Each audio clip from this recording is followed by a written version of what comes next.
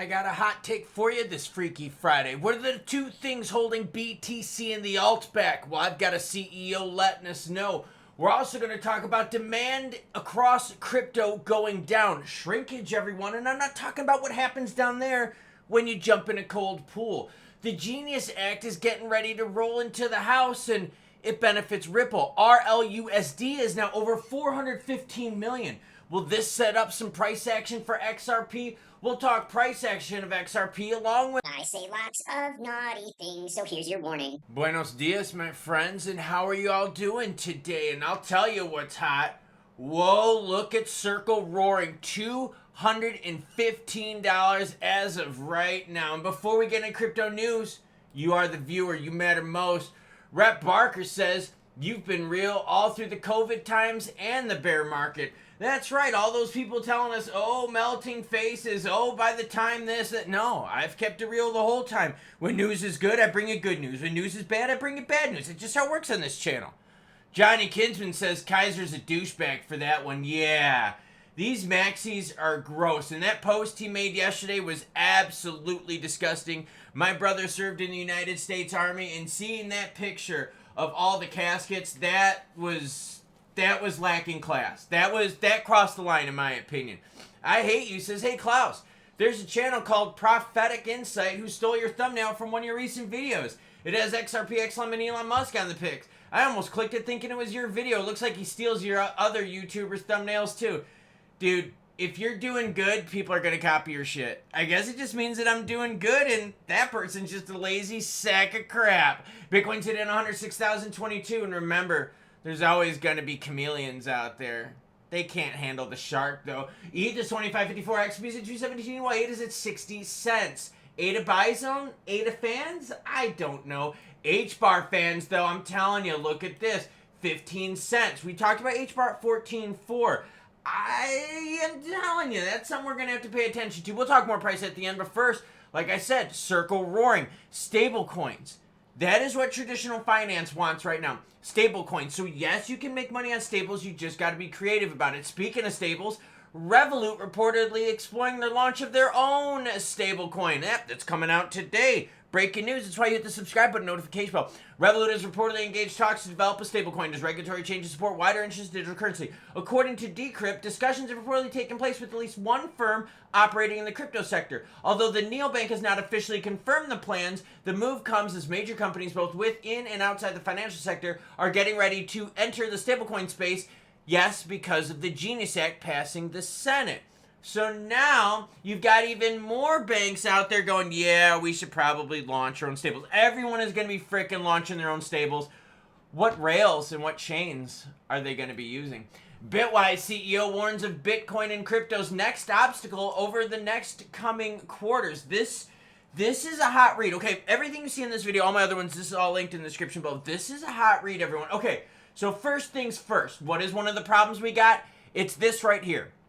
There are currently 17.37 million cryptos right now. 17.37 million. So think about that. If there were only 10,000 cryptos, when I started doing this channel, there were about 10,000 cryptos.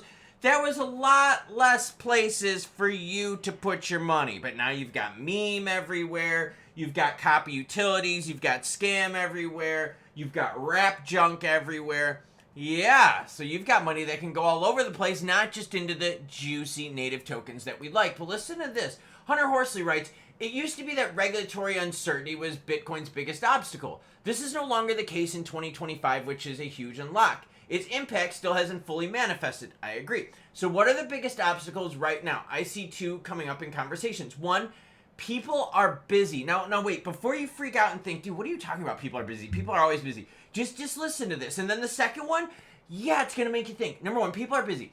Most investors and allocators are busy. They're constantly presented with opportunities, including things that could be 10x. Why do they need to turn their attention to Bitcoin, which for many is still a complicated topic? Yeah, you're totally bombarded with that. I was looking at Bitcoin mining rigs a couple days ago, and I was just doing the math on some new rigs that were coming out, seeing if they were worth it, right? And all I saw in the comments was, bro, why would you ever buy a Bitcoin mining rig when you could just put your money in some altcoin and 20 to 30 exit by holding it in a few years.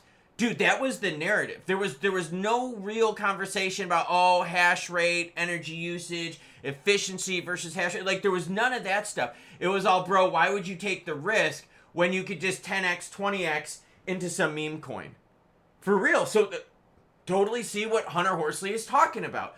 There are people just being bombarded with all these opportunities out there of 10x, 20x, 30x. And you know exactly what I'm talking about because you see that with the smack monkeys all over Twitter, all over X, hyping all this crap, right? Now here's the second point. And this is, like I said, this is why I bring you the news. So you see what's going on in the entire cryptoverse, okay? Number 2, digital gold. I had a conversation with a family office investor this week. He said, as I understand it, it's digital gold. But we don't do gold. Gold indeed is one of the least popular investments in America. These aren't the most pressing items at the moment. They will reveal themselves as the next obstacle in the next coming quarters. A lot of people see gold as boring. They see gold as, no, there's not big gains in gold. So if Bitcoin is the new digital gold, does that mean Bitcoin is the new slow grower over the years? A lot of people look at BTC and go, okay, so if I put $1,000 into BTC at 105,000 and that thing goes to 200,000, I only make like $1,000 on that. That's not sexy. But if I put $1,000 into XRP at $2 and that has a better chance of going to $10, well then I can make $4,000 or $5,000 on it. Like, you see what I mean? Like, people are looking at this going, well, wait a minute. Gold is stable, right? Gold is a store of value play. Gold is boring. And I tell you that plenty of times. Precious metals are boring. It takes time for them to go up. They're not as volatile. If gold goes up 2%, the market is like, yeah, this is party time, baby. It's Friday. Crack the champagne. If gold goes down 2%, everyone's like, oh my God, the world is going to hell. If crypto goes down 2%, that's just something normal that happens in 15 minutes, right? So players are like, whoa. If the narrative now is shifting that BTC is digital gold, we don't want that low reward in such a high risk environment. So what do you feel about those two reasons that BTC is slowing down? People are busy, aka there's too many opportunities to 20, 30x out there, too many of those meme things, too many of those too good to be true opportunities to pass up. And the second one being, now is BTC just getting so expensive where the 3x, 4x, 5x multiplier just isn't there. Again, by the way, happy Friday, and I hope you love the news. Bitcoin demand hits record low as short-term holders dump. Ooh, I think we all could understand this. Why? Bitcoin has been heavily range-bound here as of late. I know we talk about XRP being in the price zone for a while, but what about BTC doing a little bit of struggle bus action? According to data from on-chain analytics firm CryptoQuant, wallets associated with short-term BTC holders have seen a sharp decline since of late May. Oh, I think we all can agree that we've noticed it's changed in the market. As of June 19th, this group of investors now controls only 4.5 million BTC, down 5.3 million in May 27th. That's a decline of 800,000 BTC or 15% less for short-term holders. So short-term players have exited now 15% of that supply. That's a lot. And I brought you the article yesterday about Trump and his family and his insider circle have reduced their supply of World Liberty Financial by 20% quietly here over the last couple weeks. So now you've got a lot of short-term players exiting the market. You got insiders exiting the market. And you got a lot of people going, bro, I think we might be at the top of this cycle. So now, does this prepare us for a bear cycle, or is this now the start of the altcoins roaring? Or do we have option C, stablecoin market roar? Yeah, Circle's roaring. Every freaking day I'm reporting to y'all about new stablecoin launches by JP Morgan. You know, maybe Bank of America wants to do it. Like, everyone wants to do it. So is that the next rally in it? Well, here you go. Genius Act further positions Ripple to offer cross-border payment services to U.S. firms. Ripple as a company is not stupid. Why do you think they launched RLUSD? If XRP wasn't going to do anything juicy for them cross-border payment-wise, they're like, yo, let's launch a stablecoin. Everyone wants a stablecoin. What about Charles from Cardano? Charles said, look, we want to take 100 million ADA, or $100 million worth of ADA, And we now want to take that, we want to roll it into BTC, and we want to roll it into stables. Why? Because that's where the juice is at right now. So Ripple would benefit from the passage of the Genius Act. Why? Because of RLUSD. We talk about the rails that it's on. There's more RLUSD on ETH right now than there is on XPL, but there's still some on XPL. Who will benefit from all these stablecoin playing? The rails. Now, let's listen. Notably, Ripple entered the stablecoin market in 2024, late of 2024. I believe it was December. Now, that market cap of RLUSD has grown to 415 million. That is big. This move has positioned Ripple as one of the major players in regulated digital finance sector. They also have a whole bunch of money moving licenses, which is great because that helps them with rails. State level approvals in New York and Texas have further paved the way for Ripple to offer compliant cross-border payments to the U.S. and financial institutions using XRP and RLUSD. So, Ripple now has positioned themselves as a player in this arena. So once we finally get passage of the Genius Act through the House and the president signs it, I believe that the next bull run is going to be in stable coins. Looking at the broader crypto market, volume is still poopy. Yesterday being Juneteenth, markets were closed. Traditional markets were closed. Post office was closed and so forth. We saw low volume yesterday. Volume is still low today. Down 13% to 89 billion. Altcoin season, no girlfriend. That's not happening. We're at 21 out of 100, which means it's BTC dominance. BTC is holding its price better than the rest of the market. In fact, when you click on that, you could see altcoin season, this index right here on the bottom. The last time we really had some juicy altcoin numbers were in May. Yeah, we were at 43 out of 100, where it was still BTC dominant, but nowhere near where it was now, where we're sitting at 20 out of 100. So we've definitely been in an altcoin slide since May. The alts waiting for what? Some clarity. The Clarity Act would help with that. See what I did there? What you can see is that the majority of cryptos, though, are in the green over the last 90 days, which is good. But BTC over the last 90 days is up 25%, where a lot of our favorites are, yes, everyone, down. XRP, XLM over the last 90 days down 9% respectively. HBAR down 17%. So there are definite opportunities out there. Swinging it on over to XRP, volume low for a Friday.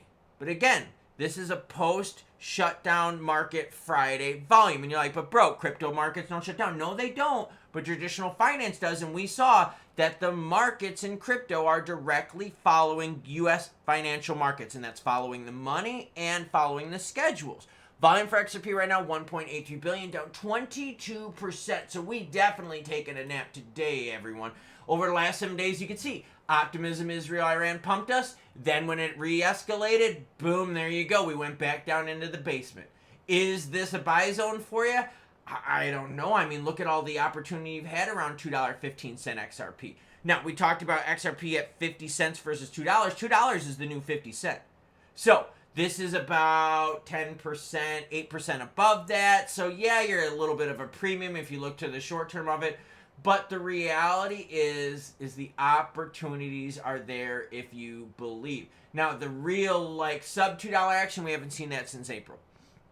You need something pretty strong to shake XRP, and that's a good thing. I want you to think about that, right? We haven't had, with everything that's going on, with Israel, Iran, with, like, the Musk and Trump spat, with all the other problems we've had, with inflation, and Jerome Powell being just an a-hole and peeing in our Cheerios, none of that has pushed XRP down to $2 all the way since back here in early April. So XRP doing a good job maintaining floor support. And again, Ripple has positioned themselves with RLUSD for the stablecoin juice, and with the Genius Act moving and all these other banks trying to position themselves, Ripple got a good head start. Will XRP benefit? And is that why we're seeing XRP not pass through the $2 floor? Because they started playing ahead of the market. So crypto is a risky market, a very, very risky market. And if players are hearing that BTC is like digital gold, they're going, wait a minute. I've got a ton of risk, but the stability of gold, those two things don't line up with investors. And that's why I'm thinking, well, maybe they'll look to alts. Because alts, yes, are risky, but there's also a lot of reward. You could easily look at a lot of alts and go, yo, the opportunity to 2x them is a lot higher than it is with BTC. I think a lot of people out there could easily see XRP at $4, which is a 2x, rather than BTC at 200,000. Yeah, it just sounds a little bit. What about H bar at 28 cents? That seems a lot more likely at 28 cents than BTC at 200,000. You see my point? So again, these players are zooming out. They're reassessing the market. They're going, okay. BTC, digital gold. Okay, digital store of value. Cool. But then it's still risky though, and we don't want to play that risk because we could just play boring gold then. So why would we take that risk? So now, does that mean that the money just pauses in the BTC market and rolls into the alts, or does it skip the alts and go to stables for the short term? And then once the stables plays out with the Genius Act, because remember, it's buy the rumor, sell the news in crypto. So once the act is finally signed by El Presidente, does that mean then that money starts flowing into the cryptos because then the Clarity Act would be next? You see what I'm saying? We do have things coming in the pipeline. It just seems that they're taking longer than normal. But I want to hear from you. Why? Because you, the viewer, matter most, and I share your comments in the beginning. I do believe Ripple has positioned themselves quite well. They've got a very popular native token of XRP, and they've got RLUSD with a bunch of rails. I think as a business, they have done really well. How much of this will benefit each one? Well, we're watching the market cap climb with RLUSD constantly, over 400 million right now, and they just launched since December. And we're seeing the floor support for XRP be greater than pretty much every other crypto out there. With all the crap that's gone on, we have not seen XRP touch $2 since like April 9th or 11th. Yeah, that's a very different story. H-bar was just touching fresh lows here. Yeah, you see what I'm saying? So like other players out there aren't getting the support. And hey, that's a good thing, especially if you believe in these things and you've been stacking for long term. It should make you feel more comfortable. So there's the news early this Friday. Well, early for me, maybe not for you fans across the pond. So choo-choo what? Choo-choo biz nachos.